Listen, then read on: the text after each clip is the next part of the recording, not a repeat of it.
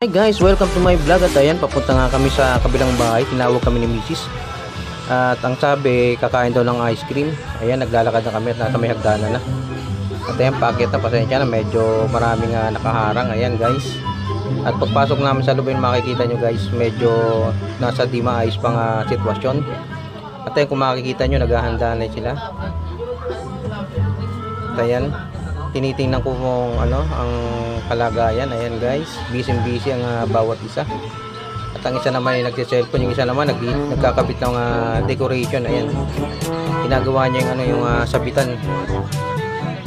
At ayan, natatanong ko na yung sinasabi niyang ano, ice cream, na sabi pumunta raw para kumain ng ice cream. Ayan guys.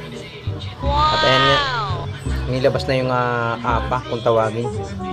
At ayan, binuksan ng aking panganay yung ice cream na talaga na kanilang inasabi na kainin na raw guys. At ayan, at yung aking bunso naman, ayan, may dala-dala ng baso. At ayan, papalapit na at humingi na siya ng ano, humingi na siya ng ice cream. Ayan guys. At ayan, makikita nyo na patingin-tingin siya. At ayan, pero yung panganay ko tsaka yung panganay ko rin lalaki, ayan, busy pa sila. At ayan, medyo naiiya pa yung aking bunso. Ayan guys. At si Aiba naman busy pa rin sa pagde-decorate ng ayan, oh. At ayan, nilagyan na ng atin yung kanyang ginawa. Ayan, sinubukan kung matibay nga talaga. At ito namang bunso ko, hindi mapakali, gustong na talagang kumain ng ice cream. Ayan na. At kumuha na ng kutsara para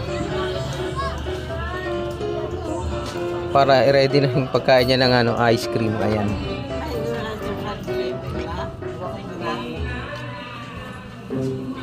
At ayan guys, sinubukan ko umpisa na mandok ng ice cream, kaso parang medyo matigas pa. At ayan, pero ayan, tuloy-tuloy pa rin.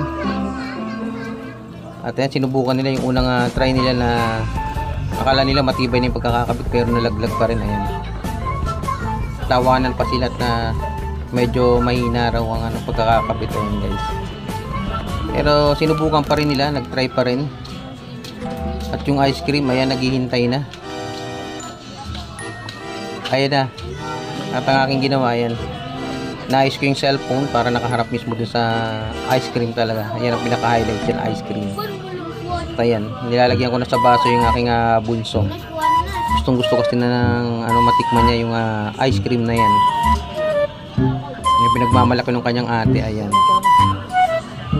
Ayan guys, ayan, kumuha na talaga.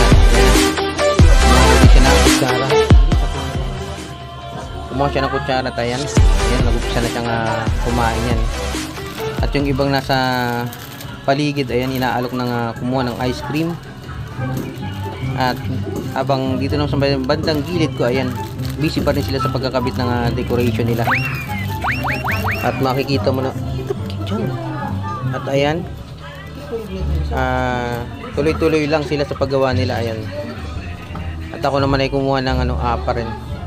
Sinubukan kong maglagay, pero yung nakuha kong apa putol pala. Kaya konti lang yung nailalagay ko kasi nga parang mababaw siya. Ayan guys. Yan, sinubukan ko nga sumandok ng ice cream. Nilagay ko na doon sa apa. At ayan, habang sila naman busy sa pag buo ng kanilang decoration doon sa bandang gilid ko. Ayan guys. Ako naman dito sa aking ginagawa, busy rin na yan. Sige ang ating sandok para makain na natin to habang habang buo pa siya guys. Ayan, mahirap na pagka yung na siya, yung malambot na. Ayan, masarap kainin kasi pagka yung pure na buo pa yung ice cream. Kasi pag malambot na walaan, parang nakakawalang gana kainin siya. Pero masarap naman yung flavor na binili niya. At ayan guys, At ayan, sitwasyon nila natapos na guys. Ayan, kumuha na rin si Ivan ng kanyang ice cream. Ang galing, ang galing. At ayan, naglalagay na siya sa kanyang apa rin. Durog ko yung lagyan ko. Samantalang yung ate naman niya, ayan, Lagay niya ito. tinitignan pa niya yung kanyang ginawa. At ayan,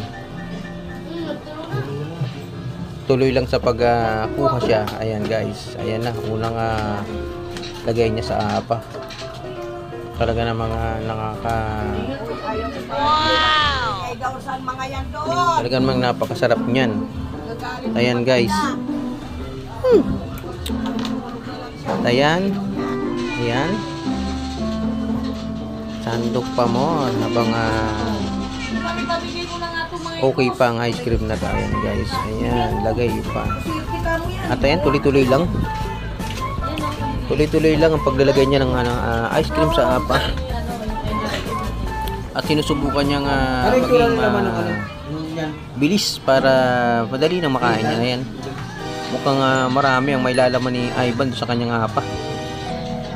Kasi maganda yung pagkakakuha ng apa niya.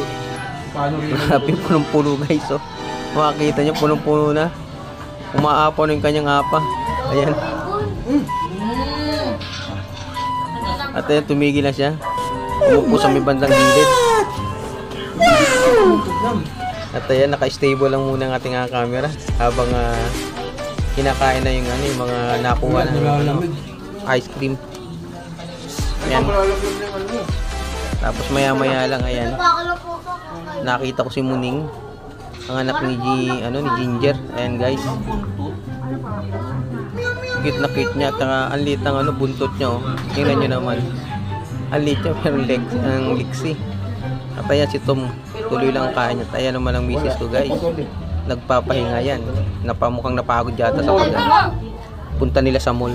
Kasi bumili ng salamin sa mata. Inumahan ng aking panganay. Kaya nakabili sila ng ice cream. At ayan naman yung isang nasa bandang likod ng aking bunso. Busy sa paglalaro ng cellphone. Ayan. Pero inaalok na silang kumain. Kaso nga lang, parang wala pa silang ganong kumain dyan.